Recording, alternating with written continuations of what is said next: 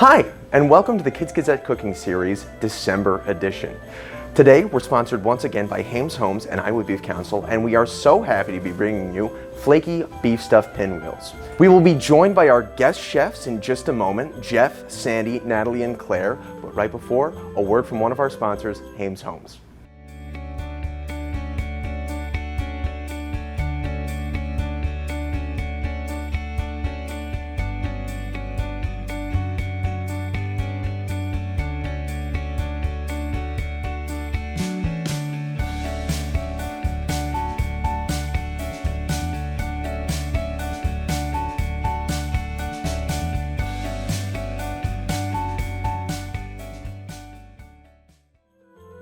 We are finally joined by our guest chefs, Jeff, Sandy, Natalie, and Claire, and it is our holiday episode. So, Natalie, Claire, what are some of your favorite holiday traditions?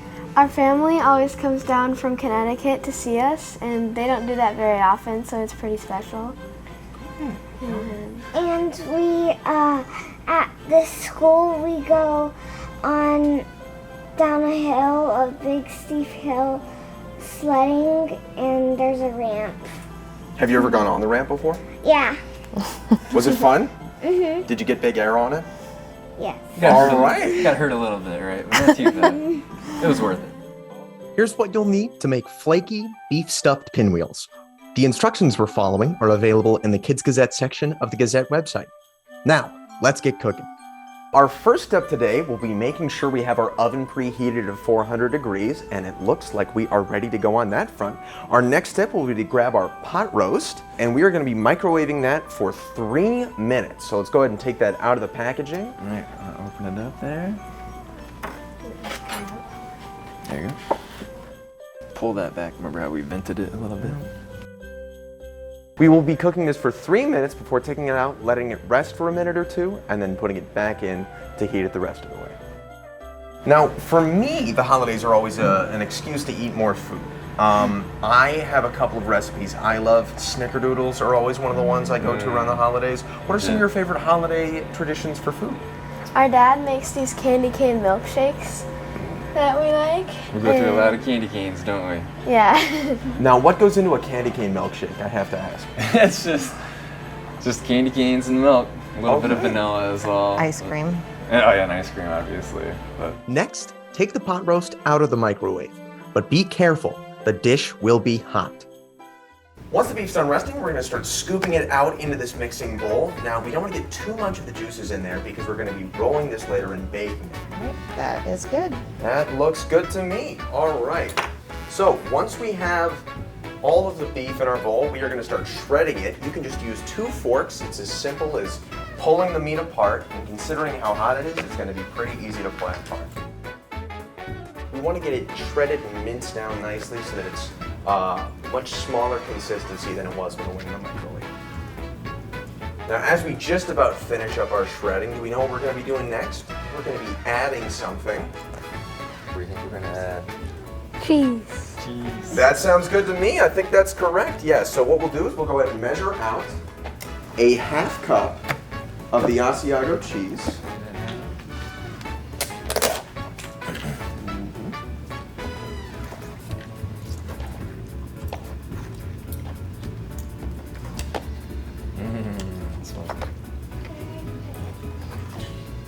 All right. You ready for it, Claire? All right. And once we're ready, we'll go ahead and mix that in. Go ahead and Over dump it, that in, Natalie. Good. All right, and then we'll mix the cheese and the beef together. Now, it looks like we do have some cheese left, and if we don't keep eyes on me, I might be digging into that myself. You're gonna have to fight me for it, Daniel. All right. Now, we're going to continue to mix these two together for about a minute to 2, just until it's well combined. I'll say, yeah, let's go ahead and change it up. All right.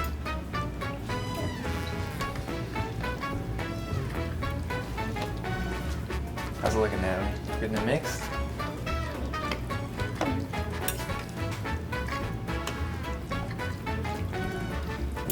All right, so now that we've got our beef and our cheese mixed together, we're going to move over to the next step, which is cutting up our green onions. And I think we have a master cutter on the board right now, and so she will go ahead and get started with that. Go we're clear. Cut off the ends first. Put it here.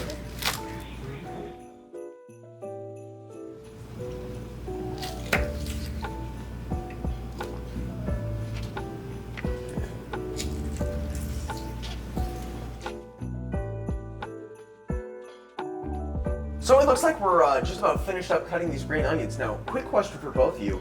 Can we think of any other holidays that happen around this time of year? Hanukkah and Kwanzaa. Absolutely. Do we have a favorite holiday? Mine is Halloween because there's candy and I love dressing up. Do you have a favorite candy that you get? I know mine is Reese's Peanut Butter Cups. I can't get enough of them. Yeah, mine's Reese's. She gets a lot of those, but they somehow disappear. I don't know what that's about. Now, have we dressed up as anything fun recently? Jasmine. Jasmine, like Princess Jasmine? Yeah. Okay, great. We are ready for our next step. We are going to go ahead and roll out this pastry and get it ready to have our beef mixture put inside it. The first thing we're going to be doing is coating a pan with a nonstick cooking spray. So, you'd like to go ahead and do that now? Oh, we are looking great. I think that's good. All right. Next, we're going to go ahead and roll out our pastry sheet. So this was originally frozen, and we took it out of the freezer for about 6 to 8 hours to let it thaw, just so that it's pliable and ready to use. But yeah, once you're ready, just go ahead and unroll that. There's going to be a couple of layers of film between that, but shouldn't be anything we can't handle. So yeah. Next, we will go ahead and set our puff pastry onto the pan and get it ready for our beef mixture. Yep, just go ahead and spread it out edge to edge as well as you can. It might stick a little bit, but that is okay. Maybe a little more on this edge a little bit. Great. Now, in addition to being a master cutter, we also have a master pastry chef with us today. So we have got our pastry spread out across the pan evenly. What we're going to do now is go ahead and cut it into 4 even pieces, and we've also got our beef mixture set out into 4 even pieces as well. So fantastic. All right, we've got one great cut there. Now we're cutting down the long way. That looks great. And then we are going to spoon the beef mixture onto each of the puff pastries. Mm-hmm.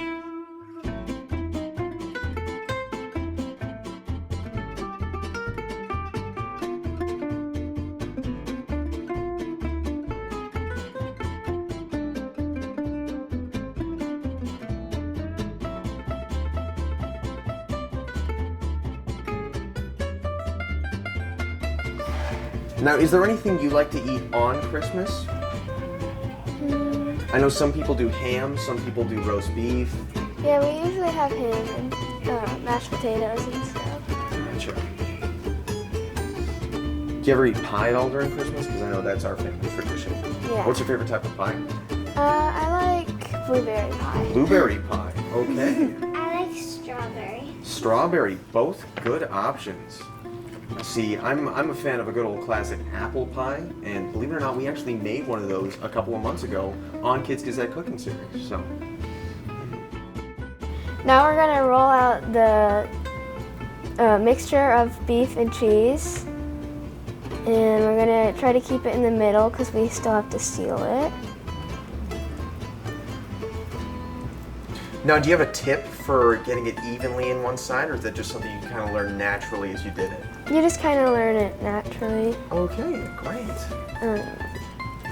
And after this, we're going to put the green onions on, and then we're gonna roll up the pastries. Sounds good to me. All right. All right. It looks like we're just about there. Do you think we're done? Yep. Yeah. Does it look good to you? I would say we gotta pass it by you first. Now we're going to be putting the onions on, and I'll show Natalie. So just take a few and put them on, okay? Make sure you save some for the other ones, okay? Yep, That looks a good to little me. more. Yeah. Yeah, just take a little bit more. There you go.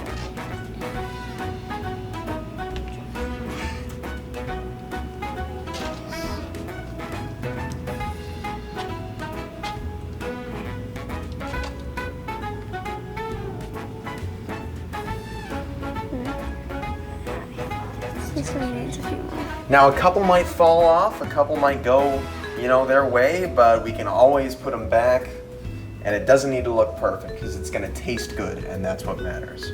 Right. Alright, now we're going to roll them up. Do you have a tip for how to roll up these? You just do a little bit at a time Okay. and roll them like this. Okay. Kind of try and tuck them in. Yeah, tuck them in. Okay.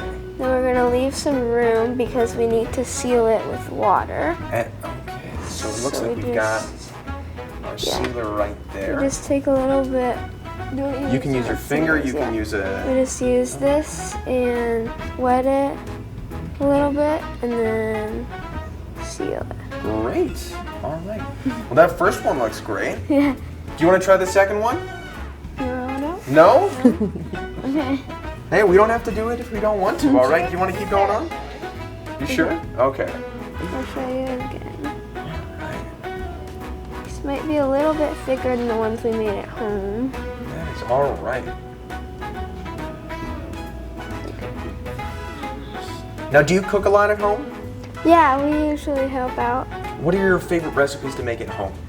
I like helping my dad make spaghetti and breakfast tacos. Breakfast tacos. Ooh. Yeah. See, I love spaghetti, but I really love breakfast tacos. Wanna try it? Here, I'll turn it around. And then just roll it up. Make sure you're keeping the onions in. Okay, turn it over.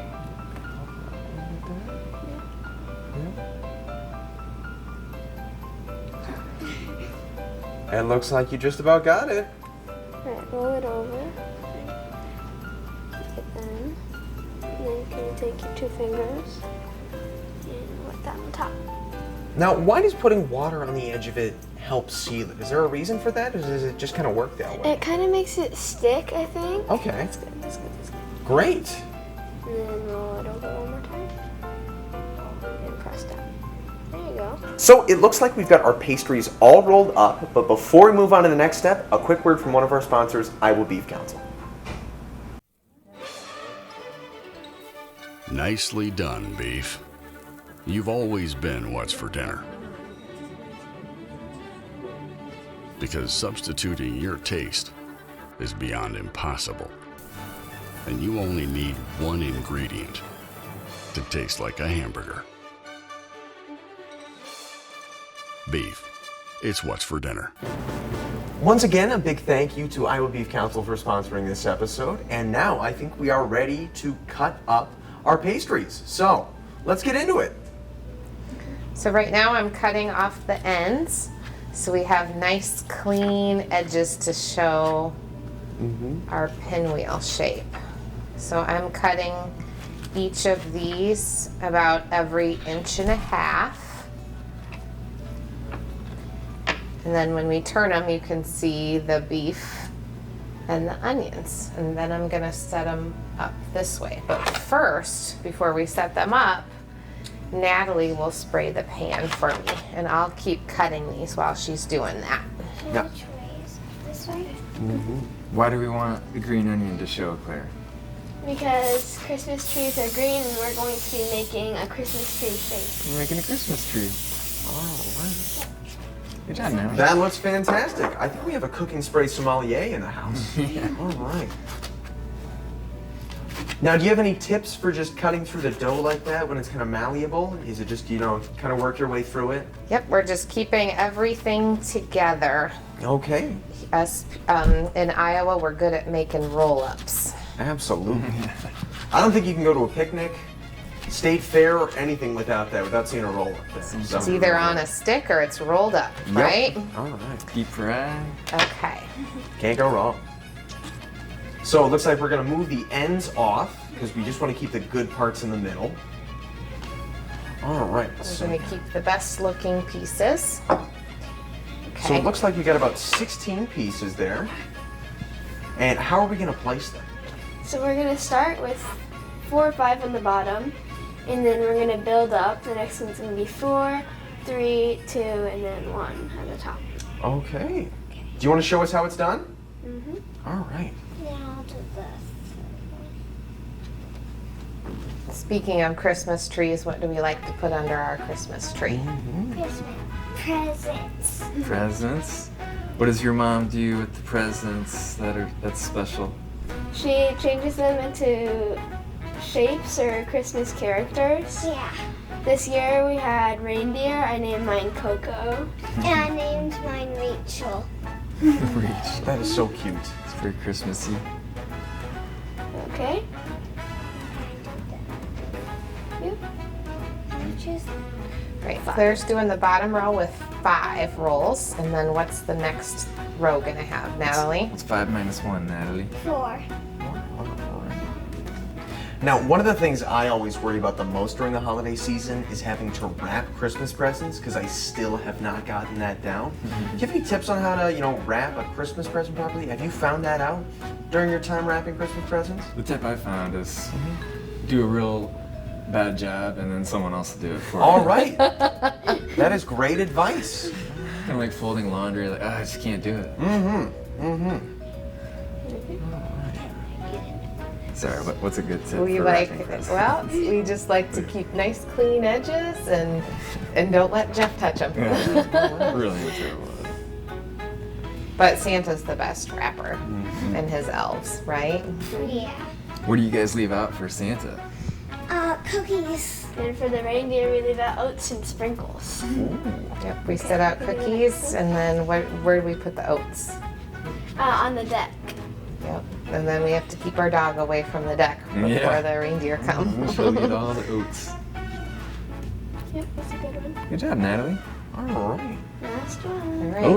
Up here, up here. Yeah. All right, who's gonna put the star on top? There's our Christmas tree. Fantastic. All We right. have a beautiful pyramid shape, don't We we? need a trunk too. Yeah, Get do a we have trunk? an extra piece for a trunk? Here's the trunk. All right. So it looks like we've got our Christmas tree fully assembled. Is there anything we have to do before we put this in the oven? We have to use the egg wash. And what does the egg wash do? It makes it more flaky and golden brown in the oven. Great. All right. Do you want to try cracking an egg? I'm not good at Go for it. Not Claire. good at it? All right. All right. So we're gonna crack an egg into the bowl.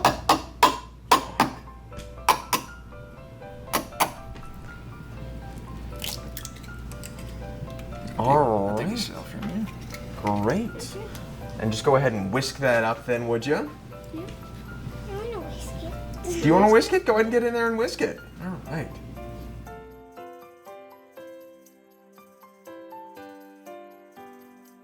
Good job, Natalie. All right. You want to Now, taste it? you mentioned earlier that you make breakfast tacos. Do you put eggs in your breakfast tacos as well? Yes. I always put eggs in my breakfast tacos. What else goes into a breakfast taco that you make? We use green onions and sour cream and bacon. Bacon. All right. I don't think anyone will be mad at that. All right. So it looks like our egg is completely mixed here. We're going to go ahead and egg wash the pastry. So we just dip it in and try to get the sides of each roll. You can do some too, Natalie, if you want. Yeah. Can I do? Yep. See how she's doing it? Alright. You can do some. All right. Have you done this one? Not yet. It's almost like we're watching Picasso painting a masterpiece, you know? You just got to get a brush in there, get some good strokes. And I think this thing is going to turn out great. Food Network, here she comes. Yes.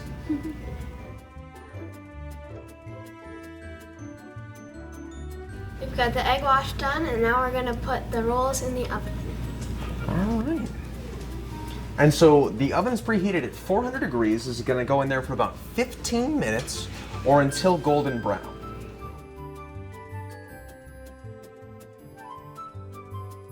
Once again, a huge thank you to Hy-Vee for letting us use their club room. This is actually our last episode of 2022, and we would not have been able to do this without them. And thank you to all of our sponsors. Now for the fun part. Are we ready? Let's do it. All right, so a lot of people go ready, set, go. We do ready, set, taste on the set of Kids Gazette Cooking here. All right, so ready, set, Taste. All right. That's really good. Delicious. Yum. That is fantastic. What's that? You don't like yours? It's hot. Oh. They are a little hot. Thank you so much for joining us today. Quick reminder, we'll have another episode next month. We'll be making steak fajitas in January. So join us then. Have a good one.